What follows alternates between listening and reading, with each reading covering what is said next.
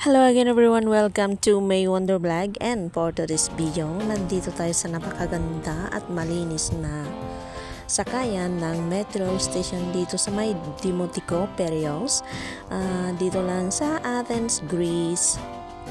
Saka alam nyo guys, ang napansin ko ay yung kulay, napakaganda na light blue, parang ano siya, kulay ng dagat. Ayan, kasi naman dito guys ay ito na ang terminal kung saan ka pupunta sa seaport. Ayan, so ang kanyang sailing din pati ay nababagay dito dahil yung sailing nila at mga kulay ay talaga naman sadyang kulay tubig. Ayan, kulay tubig ng dagat.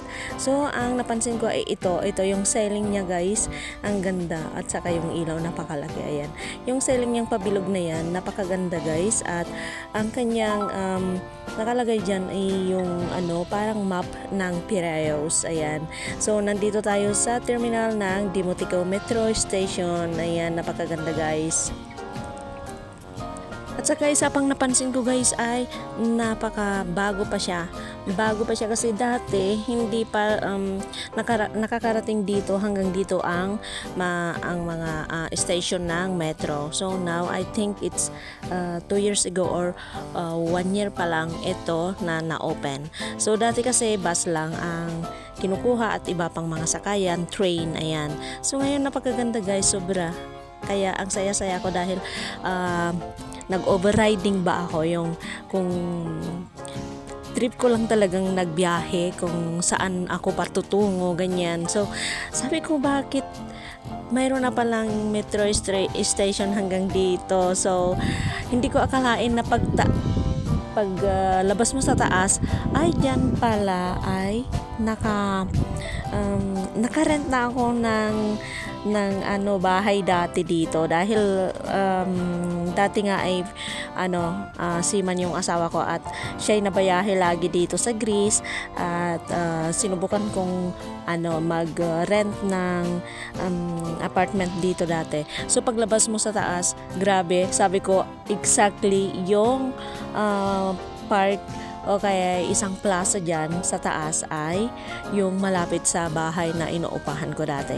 So ayan guys, napakaganda at ang saya-saya ko dahil napuntahan ko ng wala sa oras dito. Nakapasyal ako. So ayan, ang ganda ng kanilang design dito, yung napaka talagang konsonante dito sa port. So ayan guys, salamat sa panonood ninyo, at bago ako magpaalam at magpasalamat sa inyo ay ilalagay ko sa description box yung iba pang mga story or history ng Dimotiko. Ayan guys, so napakaganda, ang saya-saya ko talaga, promise. So ayan, at patuloy tayo guys na pababa dahil ako'y pabalik na sa Athens, and ayan, at alam ko na kung gusto kong ay mamasyal ulit, ayan, mag-overriding, ayan. So ito na nga, halatado talaga na ka-open pa lang to kasi may mga balot-balot pa yung mga pag-fansan ng mga tickets. So sa dati pa rin tayo magpa-fans guys dito sa may kaliwa ko, mayroon yung mga dati pa lang na fansan dyan, or for ordinary lamang muna. So kasi yung mga ginawa na pasukan na doon may papans yung ating tickets ay mga nakabalot-balot pa. So ayan guys, thanks for watching, at tayo ay patuloy na pababa papunta sa aking sakayan papunta ng Athens.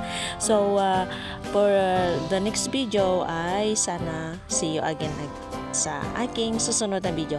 So tayo ay patuloy na pababa, at sa description box ay ilalagay ko yung iba kong nalalaman tungkol dito sa may Dimotiko Station. Thanks for watching again everyone, and see you again next time, and God bless you all. See you around YouTube. Bye.